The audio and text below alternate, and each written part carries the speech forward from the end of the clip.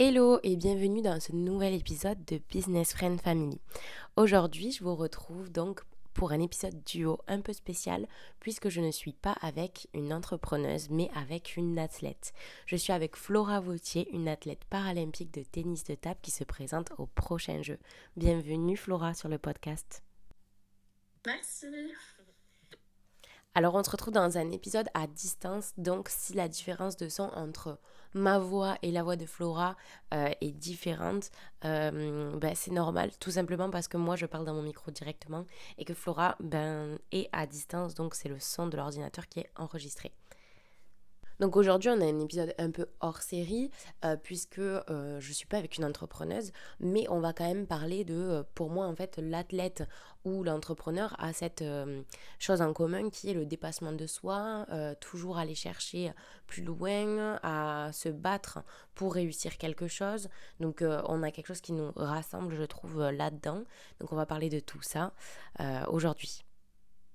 Du coup, Flora, est-ce que tu peux te présenter un petit peu pour les personnes qui ne te connaissent pas encore, nous raconter un peu ton parcours dans le sport, d'où ton handicap part, ton accident, pour qu'on comprenne un peu ce parcours qui a changé dans le sport, pour qu'on puisse mettre une identité sur toi et poser un peu ton histoire. Pas de souci. Alors du coup, moi je m'appelle Flora Vautier, j'ai 19 ans. J'ai eu un accident de voiture à l'âge de 10 ans. Donc la voiture, elle a fait un aquaplaning. J'ai toujours été sportive. Avant, je pratiquais la GRS avant mon accident. Donc en fauteuil, c'était pas possible, donc il fallait que je me redirige vers un autre sport. Je suis tombée sur le tennis de table par hasard, vraiment au centre de rééducation en essayant plusieurs sports. Ça m'a pas forcément plu au début, mais avec les rencontres et tout, au final, c'est comme ça que j'ai commencé à aimer et à faire des petits résultats, voilà. Ok, donc au départ, quand tu as commencé, c'était vraiment par rapport au fait de faire la rééducation, etc.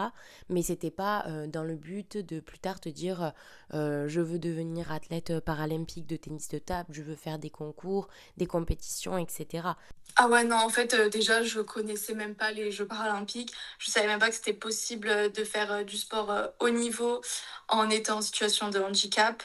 Du coup, moi, j'ai vraiment commencé comme ça, dans un club où au début, je faisais du fitting.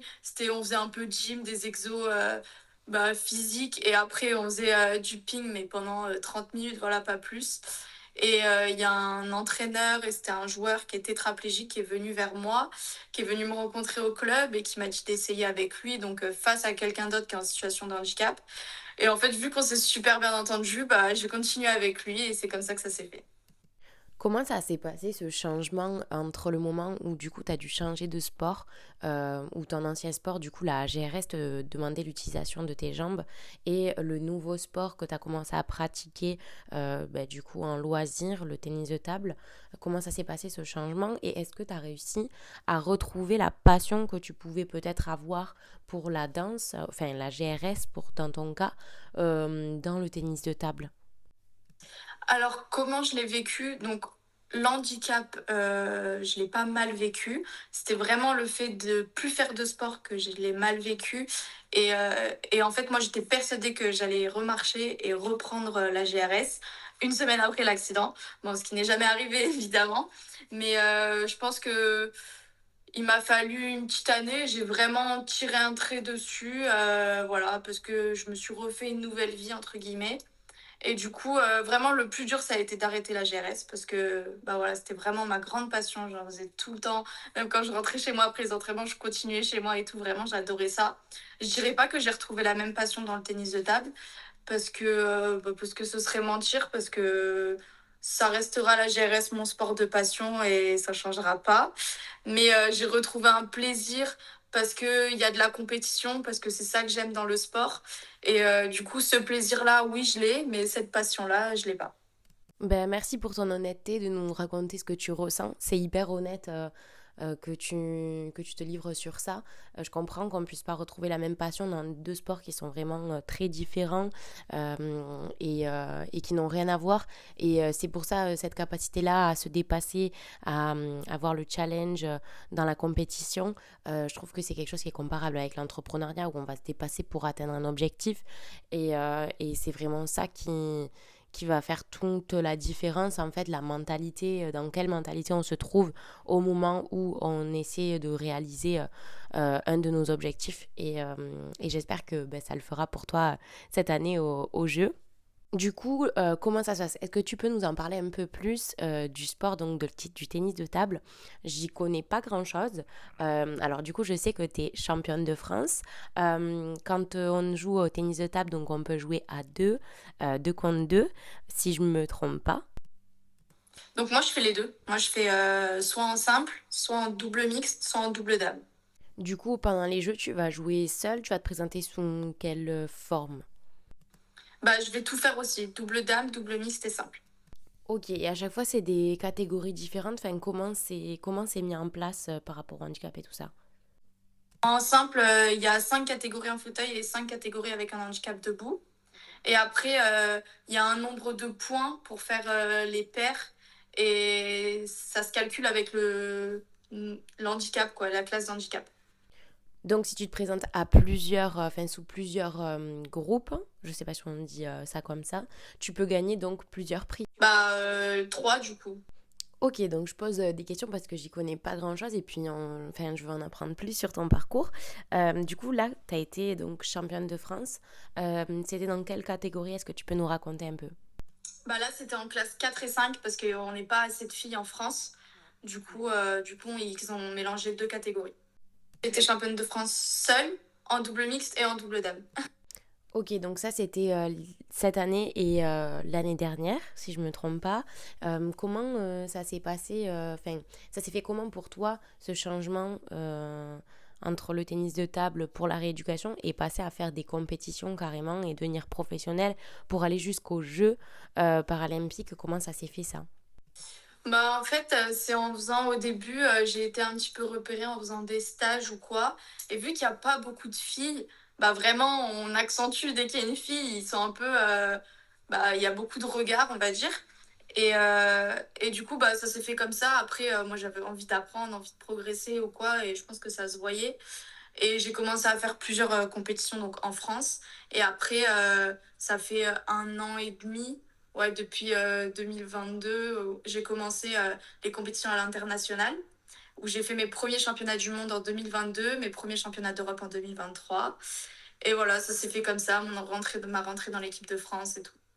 Du coup, vu que tu es jeune et que c'est un nouveau sport pour toi, enfin bon, maintenant un peu moins, enfin tu es compétente et experte dans ton domaine, mais comment ça s'est passé au départ quand tu t'es lancée là-dedans, ce changement de milieu de compétition, comment tu l'as vécu? Bah, je les ai bien vécus. Au début, c'était un peu dur parce que, en fait, je me prenais un peu une claque dans la gueule, clairement, dès que j'affrontais des filles bah, dans le top 10 mondial, parce Ouais. que je voyais que le niveau il était beaucoup plus dur, que je remportais même pas un set. Et du coup, de faire beaucoup de tournois sans jamais gagner un match, et moi qui suis vraiment très affût sur la victoire ou quoi, c'était dur. Mais au final, ça me donnait envie encore plus de progresser pour là, à l'heure actuelle, moi, être 10 mondial. Oui, bah c'est normal et je pense qu'en vrai, ça a dû te faire progresser, d'être face à des personnes plus compétentes que toi et du coup, tu as pu ben, évoluer grâce à ça aussi. Et du coup, au niveau international, est-ce que tu as réussi à te faire une petite place? Parce qu'aujourd'hui, ben, si tu es aux Jeux paralympiques, c'est donc niveau international.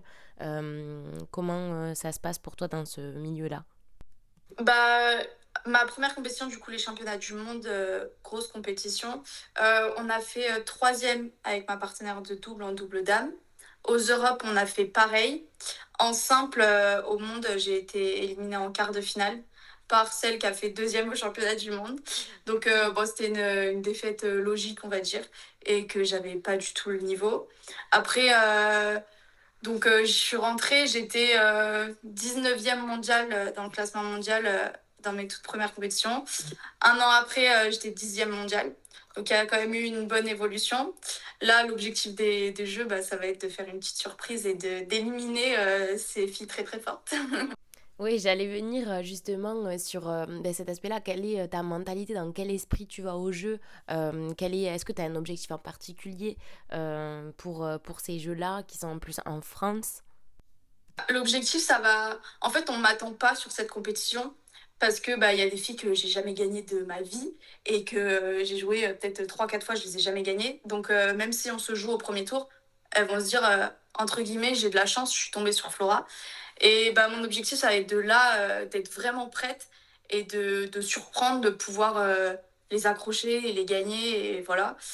Et puis ça va être aussi une compétition où je vais pouvoir prendre de l'expérience parce que bah quand même je suis encore jeune donc mon objectif c'est quand même de faire plus de jeux que les jeux de Paris. Et donc après les jeux en 2028, bah, je pense que l'objectif ce sera la médaille d'or parce que déjà j'aurai acquéri l'expérience là. Parce que toutes les filles qui vont jouer contre moi, là, elles ont toutes déjà fait les jeux, il me semble. Donc, je vais être la plus jeune et celle qui a jamais fait les jeux. Donc, vraiment, on va pas du tout m'attendre. Tu connais déjà les adversaires contre qui tu vas jouer? Ouais, je sais déjà à peu près toutes celles qui sont qualifiées. On attend encore de savoir les wildcards, mais voilà. Mais je sais pas contre qui moi je vais jouer. Ça, on va le savoir au dernier moment.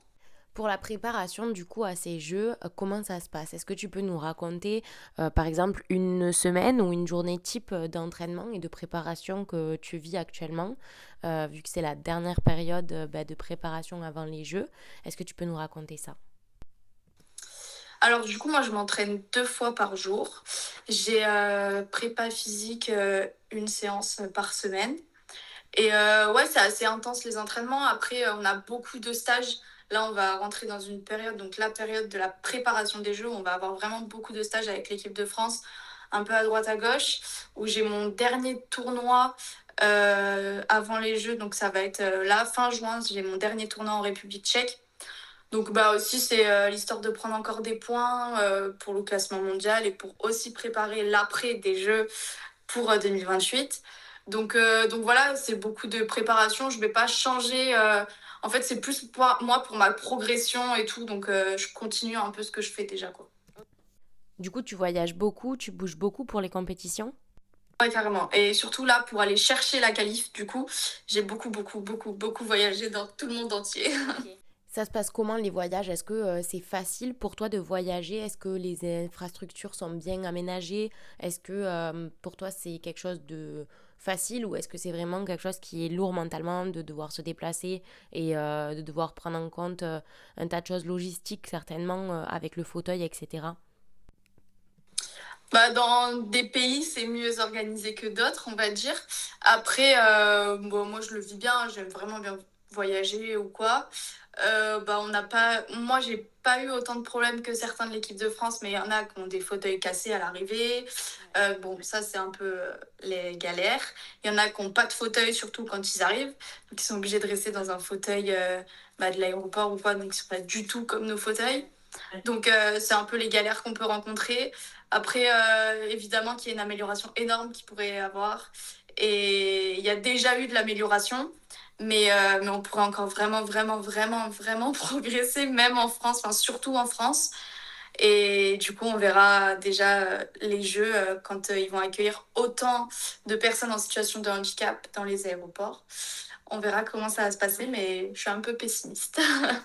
Oui, parce qu'en fait, vous êtes complètement autonome sur vos déplacements. Enfin, pour vous, c'est plus facile de vous déplacer que ce que l'on peut penser.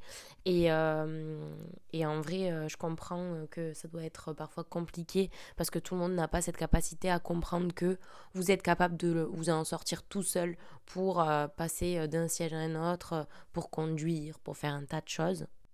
Pour ça, si on le médiatise plus, c'est pour ça que je suis beaucoup sur les réseaux pour montrer que en fait c'est possible et que les gens ils ont plus de tabou. Oui, on va nous demander dans la rue ou quoi quand je mets mon fauteuil dans la voiture, t'as besoin d'aide? Je dis non, c'est bon et voilà, c'est tout. Mais là, ça part d'un bon sentiment et je dis non et la personne elle passe à autre chose. Mais il y en a, ils disent t'as besoin d'aide? Je dis non et ils restent à côté pour te regarder. Je dis mais en fait, je t'ai dit que j'avais pas besoin d'aide, je suis pas un spectacle.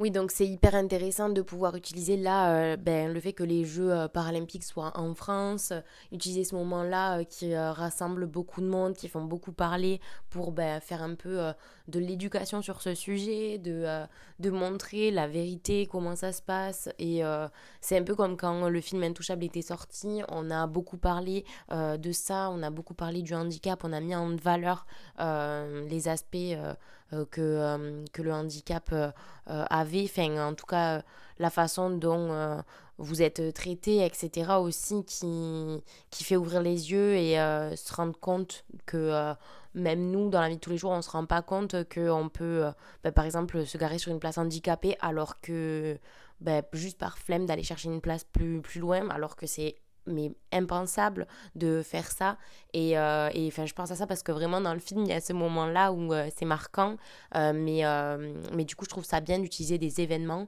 qui donc sont là à l'échelle nationale pour pouvoir passer un message fort à ce sujet.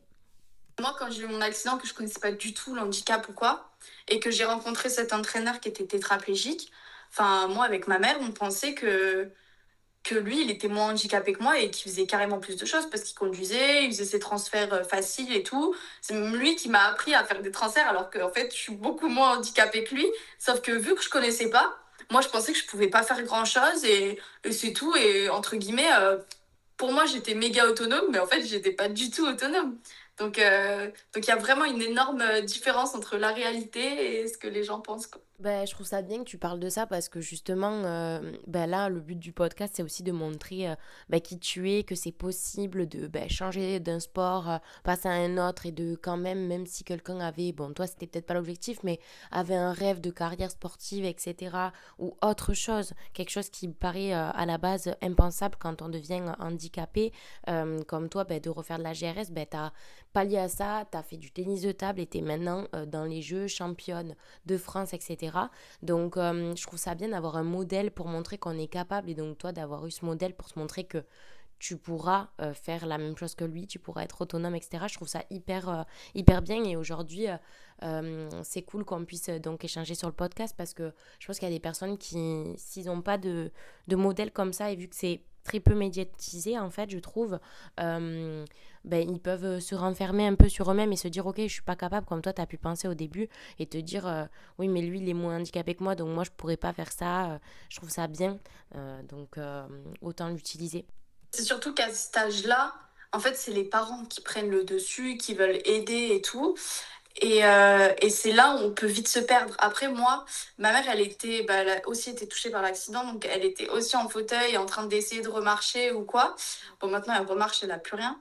Mais du coup, en fait, elle pouvait pas autant me coucougner comme les autres parents peuvent faire. Mais ça m'a aussi aidé parce que d'avancer plus vite. Parce que quand les parents, ils veulent autant aider et du coup faire tout pour la personne qui est en situation de handicap, en fait, ça l'aide pas parce que les parents, ils connaissent pas le handicap. Donc, ils savent pas que leur enfant, il peut tout faire, en fait. Donc, moi, le fait d'avoir été aidée par d'autres personnes qui étaient aussi en situation de handicap depuis bien plus longtemps que moi, franchement, je pense que ça m'a sauvé la vie, vraiment. T'es resté combien de temps en rééducation après ton accident? Alors, moi, je suis restée 2 ans en centre de rééducation. J'ai fait ma sixième et ma cinquième là-bas parce que j'avais aussi les cours là-bas. Donc, au moins, j'ai pas du tout pris de retard et tout. Donc, c'était trop bien. Après, à partir de la quatrième, donc, je suis retournée dans mon collège où j'étais les premiers mois de ma sixième. Donc en fait, je connaissais déjà les profs et tout. Je connaissais déjà beaucoup de gens parce que c'était dans ma ville et enfin, voilà, je connais un peu tout le monde. Donc c'était cool, ça s'est vraiment bien fait. Je voulais pas y retourner en cinquième parce que je trouvais que c'était trop tôt. Euh, le regard des autres ou quoi, et puis même moi, si j'étais pas assez à l'aise. Pour moi, c'était super important de faire beaucoup de kiné au début parce qu'on savait pas trop si j'allais remarcher ou pas, donc je voulais pas sortir de ce monde médical, entre guillemets. Par contre, j'étais quand même en hôpital de jour, donc je dormais chez moi et j'y allais la journée pour les cours et le kiné. Et vu que j'habitais juste à côté, donc ça, c'était vraiment bien aussi. Et voilà, ça s'est fait petit à petit, en fait, ma sortie de ce centre de rééducation. Mais clairement, moi, j'ai vécu mes meilleures années là-bas, ça se passait trop bien. J'avais vraiment tous mes amis là-bas. Et c'était pas un centre de rééducation avec que des personnes à mobilité réduite ou quoi. Il y avait juste un service où c'était des accidents, où c'était un handicap physique. Et sinon, tous les autres services, c'était soit des problèmes de comportement alimentaire, soit des problèmes de comportement, des problèmes de phobie scolaire ou quoi. Donc en fait, il y a tout le monde qui avait ses problèmes, mais on n'en parlait pas et on faisait notre vie et on était trop bien entre nous parce qu'il n'y avait pas de jugement, il n'y avait rien. Donc on faisait les cours ensemble et tout. Je me rappelle, je faisais les devoirs de tout le monde et tout pour ceux qui étaient un peu moins bons à l'école, voilà. Mais franchement, c'était trop trop bien. Moi, j'ai vraiment vécu mes meilleures années là-bas. Je trouve que c'est une chance d'avoir pu vivre ça de cette façon parce que enfin, à cet âge-là, on est dans un âge ingrat et il y a beaucoup de jugements, on se pose beaucoup de questions sur nous-mêmes, on est beaucoup dans la comparaison. Donc, c'est vraiment super que tu aies pu vivre ça comme ça. Et quand tu es rentré enfin, quand tu es revenu au collège, du coup, en quatrième, est-ce que c'était adapté pour toi? Comment ça s'est passé? Est-ce que les profs aussi comprenaient ben, ce changement aussi ben, entre le collège et puis ton centre de rééducation qui n'a pas le même rythme, etc. Alors du coup, il y avait un ascenseur, donc c'était Ouais. bien. En fait, il y avait juste un couloir où il y avait deux escaliers pour aller aux salles de classe. Donc bah, là, je pouvais pas y aller. Donc c'est soit les profs qui étaient là, bah, je les avais pas, soit la prof changeait de salle. Donc il y a déjà une prof qui a dit qu'elle voulait pas changer de salle, donc je ne suis pas allée au cours. Bon, ça a un peu gueulé et tout du coup dans le collège, évidemment. Et puis même moi, ça m'a pas du tout plu parce que, enfin, c'est pas cool, quoi. Ouais, ouais. Sinon, c'était quand même bien aménagé. Il y avait j'avais le bip pour aller sur le parking des profs. Donc, au moins, bah, quand ma mère ou ma grand-mère, elle me déposait, bah, j'étais pas devant avec tout le monde ou avec tous les bus et tout. Ça aurait été vraiment la galère. Donc, j'étais vraiment sur le parking des profs tranquille. Et voilà, il y avait juste une grande montée pour aller à ce parking. Mais du coup, j'avais toujours des potes ou quoi qui pouvaient me pousser. Donc, ça se passait bien. Ben, moi, tu vois, j'ai travaillé dans des établissements scolaires et j'ai remarqué que c'était quand même souvent pas hyper bien aménagé. Parfois, il n'y avait pas d'ascenseur. Parfois, c'était le seul aménagement.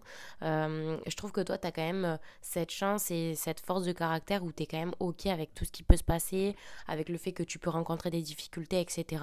Mais je pense que pour certaines personnes, ben, rien que la pente sur le parking, ça pourrait être un frein et ça pourrait complètement empêcher la personne d'aller à l'école. Ça pourrait être complètement démotivant face à ça parce que la personne, elle veut juste être comme tout le monde, quoi. Et je pense que toi, tu as cette force-là de caractère, mais je pense que pour d'autres personnes, c'est pas du tout suffisant et que les aménagements peuvent être vraiment travaillés. Je trouve que s'il y a la volonté de la personne qui veut faire des efforts, qui veut aller avec tout le monde, et si la personne veut être vue comme tout le monde, je pense que c'est faisable. C'est genre, juste si la personne, elle se met à l'écart et tout, bah là, c'est sûr qu'on va la voir, ah, l'handicapé, là, voilà. Alors que moi, c'était pas du tout là, j'étais tout le temps dans des groupes d'amis et tout, donc voilà. Donc maintenant, revenons au jeu. Est-ce que tu vois qu'il y a une différence de considération entre les athlètes des Jeux olympiques et les athlètes des Jeux paralympiques? Bah alors forcément, quand on parle, on dit que les Jeux Olympiques, puisque c'est ce que tout le monde connaît, entre guillemets. Et là, on peut voir dans la vente des billets que je crois, il y a même pas un tiers des billets pour les Jeux paralympiques qui ont été vendus. Ah ouais. Donc ouais, c'est un peu... forcément, c'est quand même moins médiatisé, on en parle moins. Après, il y a quand même eu de l'amélioration. Moi, Oui. je sais pas ce qu'ils ont fait avant parce que bah, j'étais pas là. Mais, euh, mais j'espère que ça va donner un boost quand même, que ce soit en France. Et même souvent, hein, les paras font plus de médailles qu'aux Jeux Olympiques. Donc, en fait, ils sont là aussi, entre guillemets. Et il y en a beaucoup qui ont un certain niveau et qui sont des grands champions. Sauf que, bah, en fait, on les connaît pas et parce qu'on parle que des Jeux Olympiques, quoi.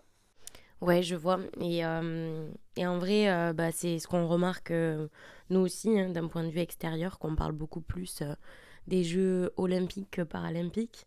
Mais j'espère que oui, que ça va changer et que grâce au fait que ça soit en France, on prenne plus conscience de certaines choses. Bon, j'avais vu qu'il y avait quand même certaines choses qui étaient mises en place, comme de la prévention dans les milieux scolaires, etc. Même des événements avec les mairies liés aux Jeux paralympiques. Donc j'espère que ça va faire le job. Du coup, pour toi, quels sont tes objectifs après les Jeux? Qu'est-ce que tu envisages de faire? Bah, de continuer d'être plus forte, voilà. Et après, sinon, autre le ping, moi, j'aimerais bien travailler dans la communication, du coup, dans le sport. Voilà, donc je sais pas encore que c'est dans les réseaux sociaux, dans le monde de la télé ou quoi, je sais pas trop. Et en fait, je me laisse un peu vivre au jour le jour avec les opportunités que j'aurai, ce que les jeux, ça va pouvoir m'ouvrir comme porte aussi. Et donc voilà, on verra bien. Bah écoute, je crois qu'on arrive au bout de ce podcast. Merci d'avoir été avec nous. Merci d'avoir répondu à toutes mes questions.